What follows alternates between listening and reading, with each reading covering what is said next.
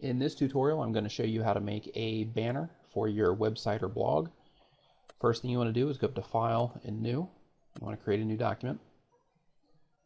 So I'm going to do a 468 by 80 banner because that's just an extremely common size, so that's what I'm picking it. But whatever your width is, you want to put it here. Whatever your height is, you want to put it here. You want to make sure your resolution is set at 72 because that's all a computer monitor can read anyway. Then click OK.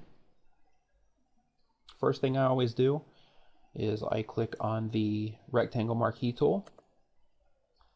Then I go over here and I add a new layer. I double click this and I name this border. And I always put a border on. In this situation, we're going to add a black border. So I drag the marquee tool over the 468 by 80 space, and you can see the marching ants going around the white space there. Next, I'm going to go up to Edit, go down to Stroke. I'm going to make it a 2-pixel border. I want to put it on the inside of the banner. If I put it on the outside, just so you know, it won't be visible because it puts it outside of the marching ants line. So I want to click OK. And then I click anywhere else, and as you can see, I'm going to turn it off and on. You can see that black banner popped up there. Next thing I'm going to do is create another layer. This layer is going to be the background layer for this is what people are going to see in the background. If you have a picture on here that you cut out or you have your text, this is what's going behind everything. So we're going to name this one background. You want to take your paint bucket tool, excuse me, take your paint bucket tool, click on the inside. If you want to make it fancy a little bit, you want to make sure that your background layer is selected in your layers palette.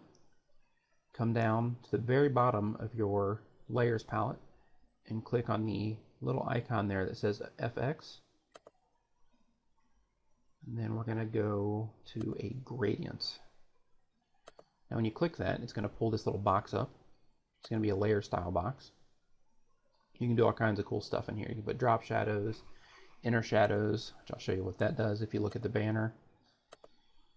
You put little vignettes and things like that. Outer glows, inner glows. You can bevel it, which if not done right can look really cheesy, so use beveling with caution. But for this, I want to make something a little colorful. So I will do a red at the bottom. Going to do a darker red there at the top. You know what, I'm actually going to reverse that. There you go, you can see what that did. And then click OK. Next thing I'm going to do is click on the T so I can add some text. I'm going to put white text on here. Click anywhere inside of the banner area and type what you want to say. I'm going to say click here to visit my site.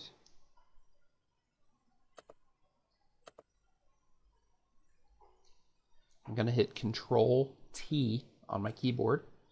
That's a shortcut for transform.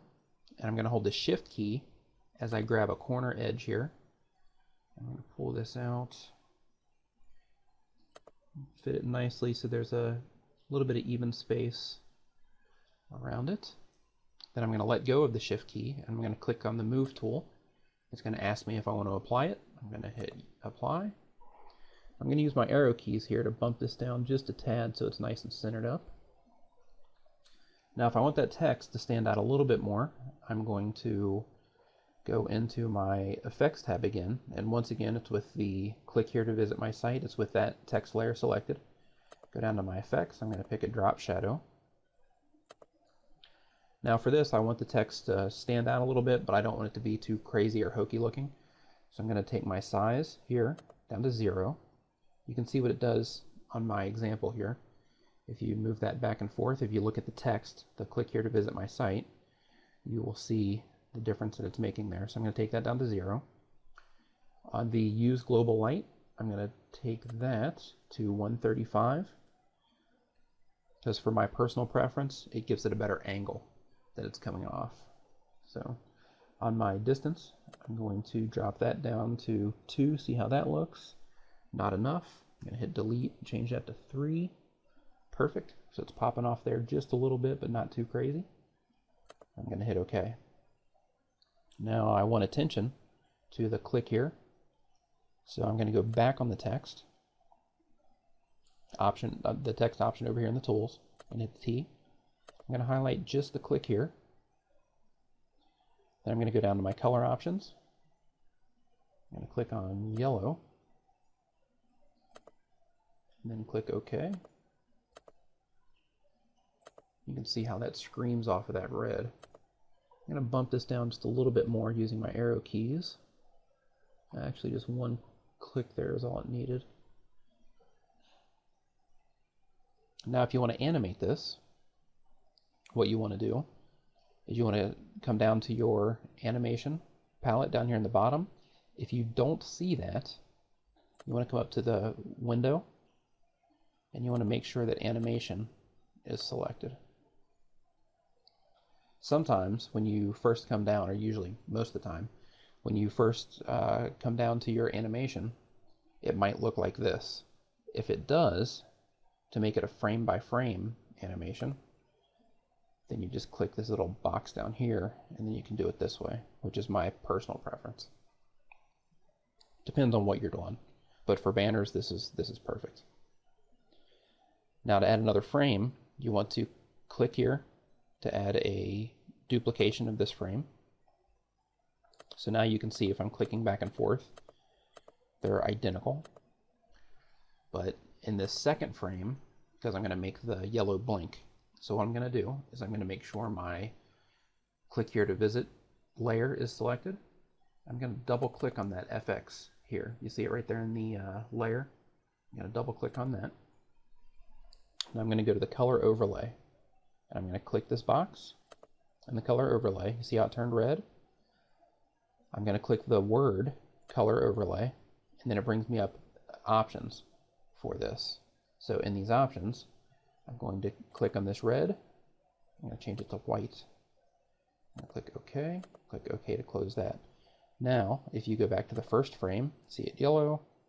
Next frame, you see it white.